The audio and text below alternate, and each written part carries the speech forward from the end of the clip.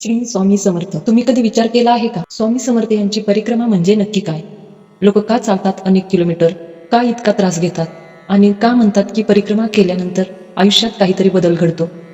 आजच्या या व्हिडिओमध्ये आपण जाणून घेणार आहोत की परिक्रमा करणे म्हणजे नक्की काय, ती कशी करायची, आणि ती केल्यावर भक्तांना काय अनुभव येतात. त्यासाठी हा व्हिडिओ शेवटपर्यंत नक्की पहा. महाराष्ट्रातील सोलापूर जिल्ह्यातील पवित्र भूमी म्हणजे अक्कलकोट ही तीच भूमी आहे जिथे स्वामी समर्थ यांनी अनेक वर्षे वास्तव्य केले आहे. आजही लाखो भक्त येथे येतात, कारण त्यांचा विश्वास आहे, भिवू नकोस, मी तुझ्या पाठीशी आहे, असे म्हणणारे स्वामी समर्थ आजही या ठिकाणी त्यांचा वास आहे. परिक्रमा करणे म्हणजे नक्की काय? एखाद्या पवित्र स्थळाभोवती श्रद्धेने चालत प्रदक्षिणा घालणे म्हणजेच परिक्रमा करणे. स्वामी समर्थांची परिक्रमा म्हणजे स्वामींशी जोडलेला एक आध्यात्मिक प्रवास आहे.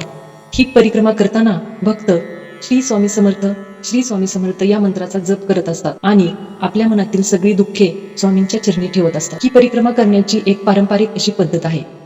पहिल्यांदा स्वामी समर्थ यांच्या समाधी मंदिराचे दर्शन घ्यायचे असते आणि स्वामींच्या चरणी नमस्कार करून आपल्या मनात जे काही आहे ते स्वामींना सांगायचे असते, आणि त्यानंतर परिक्रमा सुरू करायची. परिक्रमा करताना मन शांत ठेवायचे, आपले मन एकाग्र करायचे, स्वामी समर्थांच्या मंत्राचा जप करायचा, कोणाबद्दलही आपल्या मनात वाईट विचार करायचा नाही, आणि पूर्ण श्रद्धेने आणि भक्तिभावाने ही परिक्रमा पूर्ण करायची. ही परिक्रमा साधारणतः 6 ते 7 किलोमीटर इतकी असते. ही परिक्रमा पूर्ण करताना अनेक भक्तांना अनोखे अनुभव येत असतात.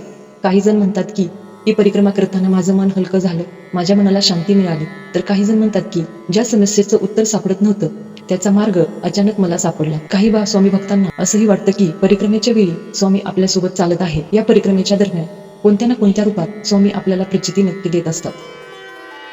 ही परिक्रमा पूर्ण केल्यानंतर जीवनात काही चमत्कार घडतो का, याचं उत्तर प्रत्येक भक्तासाठी वेगळं आहे. पण एक गोष्ट सगळे सांगतात की परिक्रमा केल्यानंतर मनाला खूप शांतता, समाधान मिळते, भीती कमी होते आणि एक विश्वास निर्माण होतो की स्वामी आपल्यासोबत कायम आहे. ही परिक्रमा म्हणजे फक्त चालणे नाही, तर ती एक श्रद्धेची परीक्षा आहे. ती आहे स्वामींवर विश्वास ठेवण्याची वाट. जर मनापासून परिक्रमा केली तर कदाचित तुम्हालाही तोच अनुभव येईल जो हजारो भक्त सांगतात की भिवू नकोस, मी तुझ्या पाठीशी आहे. श्री स्वामी समर्थ. जय जय स्वामी समर्थ.